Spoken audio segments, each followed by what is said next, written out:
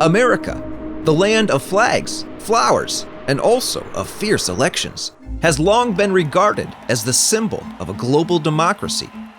It is therefore no surprise that this is the country with the highest political campaign spending in the world. As the cost of elections becomes increasingly expensive, the role and power of donors have also been elevated.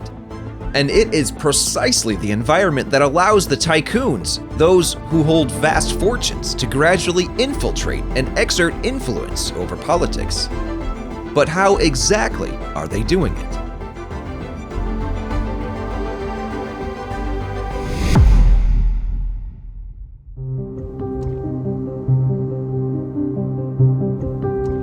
To begin, let's go back to the year 1896. This is William McKinley, former governor of Ohio, and the Republican Party's candidate in that year's race for the White House. It was not an easy election for the man born in 1843. His opponent, Democratic Congressman from Nebraska William Jennings Bryan, was garnering significant support from a large segment of the public. With his slogan to overthrow the tycoons, the fabulously wealthy individuals who were manipulating the economy and oppressing workers, Bryan quickly became a hero of the masses, thereby gaining a considerable advantage in the race for the White House. Facing the threat of their empire collapsing, the richest men in America at that time, notable among them oil king Rockefeller, steel magnate Andrew Carnegie, and banking tycoon J.P. Morgan, could not sit idly by. An alliance was quickly formed by men who in truth did not even like one another. After all, the enemy of my enemy is my friend. Thus, McKinley easily gained the support of the tycoons. Around $1 million, an enormous sum at the time, was poured into the former Ohio governor's campaign. And that doesn't even count the money paid to newspapers and influential figures to recklessly attack Bryan. The tycoons even instructed factory foremen to gently remind workers that their votes should be cast wisely, unless they wanted to lose their jobs. And as expected, the power of money prevailed. In November 1896, McKinley marched into the White House with 51% of the vote, while Bryan had to settle for 47%. The empires of Rockefeller, Carnegie, and Morgan enjoyed another 4 years of peace. And that was one of the most prominent examples of how tycoons could manipulate American politics. But from here, a bigger question arises. Why is American politics so vulnerable to the influence of money? I don't think there is anything comparable in American history in terms of an immediate change. The answer likely lies in the very political culture of the land of the stars and stripes. First, American democracy was built on free, open, and vibrant elections. However, these battles for votes are extraordinarily expensive. From primetime television ads to flashy rallies filled with balloons and colorful flags, to simple posters and banners plastered on walls, these campaign activities may differ in form, but they all share one thing in common: expensive. For inflation, between 2000 and 2020, the total amount spent by candidates on presidential and congressional elections nearly quadrupled, from about $5.6 billion to over $18 billion. By 2024, although it dipped slightly, the figure still hovered around $16 billion. Looking at individual races, the costs are just as high. In 2022, a candidate for the House of Representatives spent an average of about $2.7 million to defeat their opponent. In the Senate, the figure was around $26.5 million, more than 6 times the roughly $4 million spent back in 1990. But these are just average figures. In battleground states, the costs are far more staggering. For example, in Georgia in 2022, Raphael Warnock had to spend as much as $180 million on his campaign. If congressional races are already this expensive, then in presidential elections, money is burned even more ferociously. Democrat Kamala Harris and Republican Donald Trump have together spent $3.5 billion in their race for the White House, making the 2024 presidential campaign the most expensive U.S. general election in history. As expensive as it is, the candidates do not receive a single cent of their public funding for their campaigns. Individual voters contribute in small amount, and not every candidate has the ability to rally millions of people to pool their small contributions into something big. As a result, politicians have become increasingly dependent on the deep pockets of big donors, those who possess immense fortunes, and are not shy about spending money to cultivate advantageous relationships. At first, their goal might simply be to display status and prestige, but more profoundly, political donations are an opportunity for them to influence policy, thereby protecting and growing their wealth. Like an unwritten law, money goes first, obligations follow. So it's not uncommon for small requests to appear after Election Day. A nod to pass a tax cut for a particular industry, or a decision to appoint someone as ambassador. The donors provide the money, the politician bestows the benefits. And thus, the alliance is formed, quiet, yet enduring.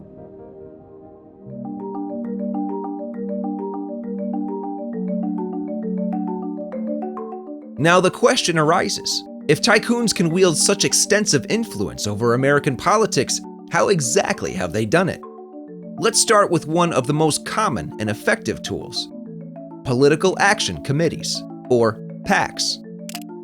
First recognized around 1944, PACs are a type of organization that allows members to pool money to exert political influence, primarily to support or oppose a candidate. However, traditional PACs are subject to very strict limits. They cannot receive funds from corporations or labor unions.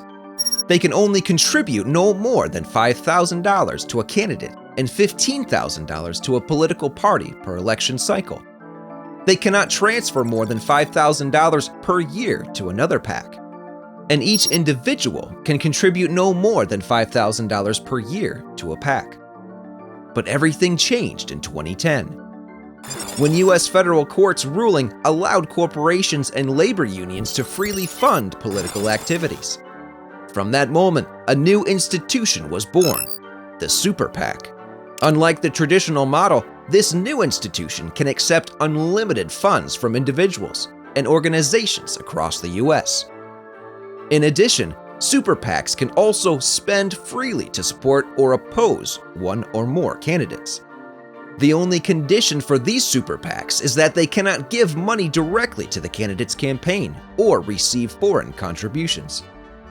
To see the difference, under Federal Election Commission rules, each individual can contribute only $2,800 directly to a campaign.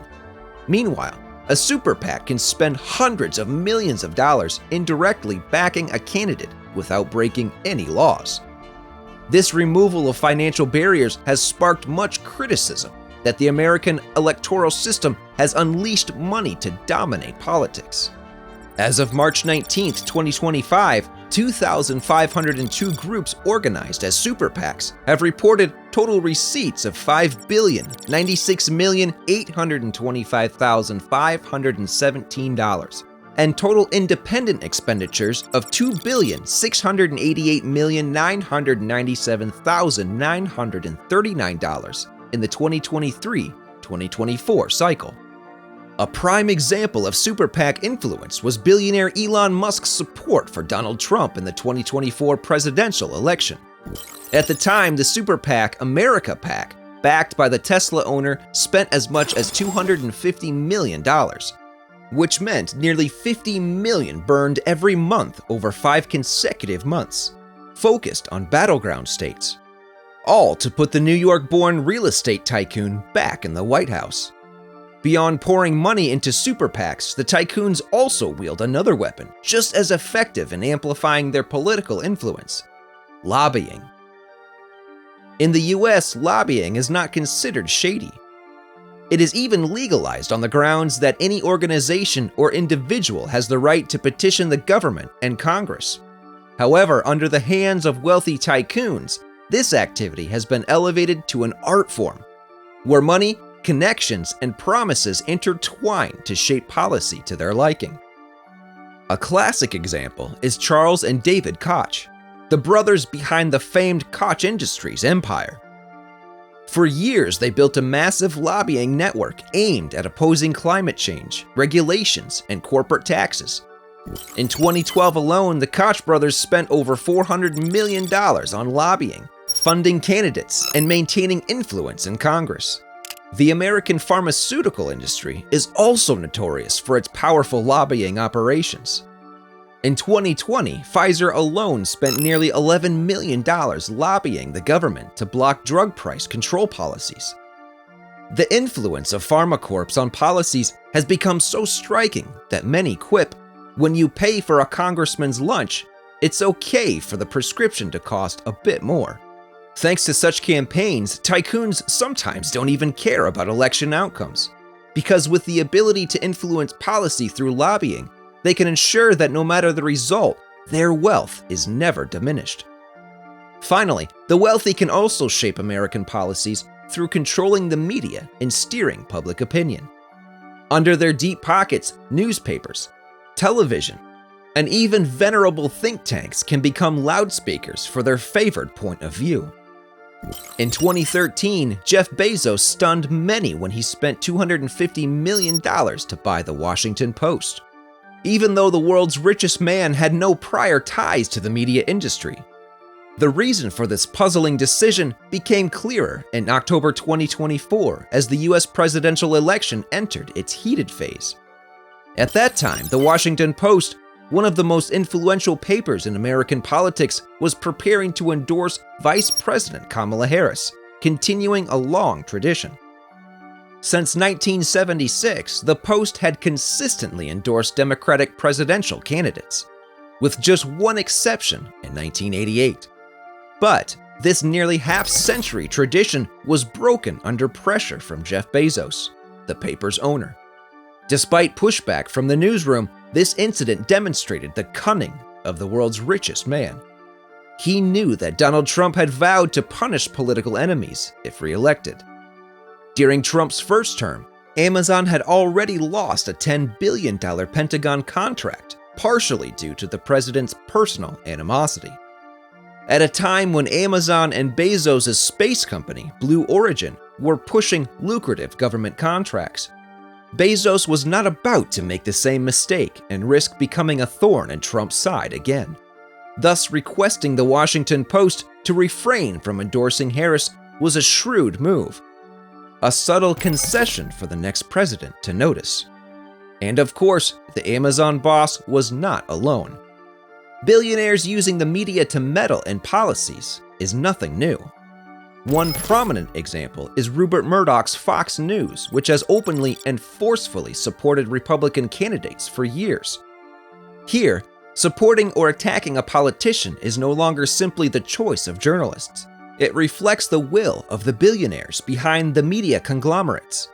Freedom of the press still exists, but it is influenced more by checks than ideals.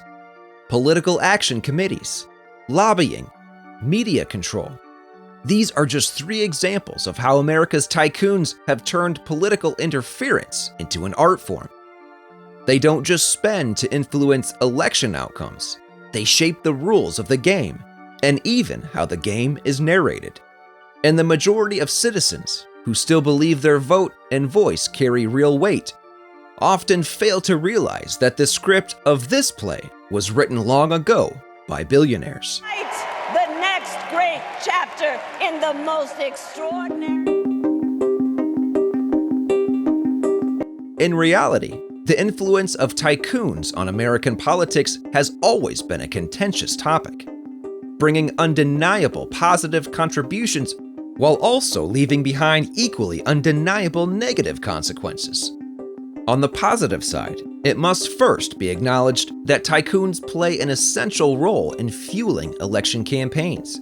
Given the nature of American politics, where the success or failure of any election is measured in dollars, the fund, provided by large donors, is often, the only resources many candidates have to convey their message to voters. Beyond their role in elections, many billionaires have used their vast wealth to fund admirable social initiatives.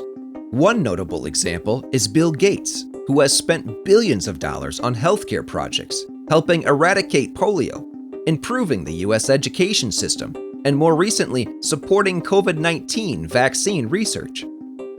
Another example is Michael Bloomberg, the media tycoon and former New York City mayor who has spent hundreds of millions of dollars advocating for gun control and combating climate change. The two issues that many members of Congress often pretend not to hear. Thanks to people like Gates and Bloomberg, long neglected or sensitive issues have gained more attention on the policy agenda.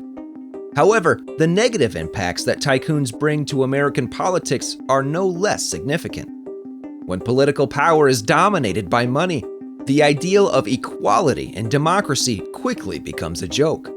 After all, when a billionaire can pour hundreds of millions of dollars into a super PAC to back a candidate, while you can only afford to send a $50 check and hope your vote will change the world, it's not hard to guess who really holds the power.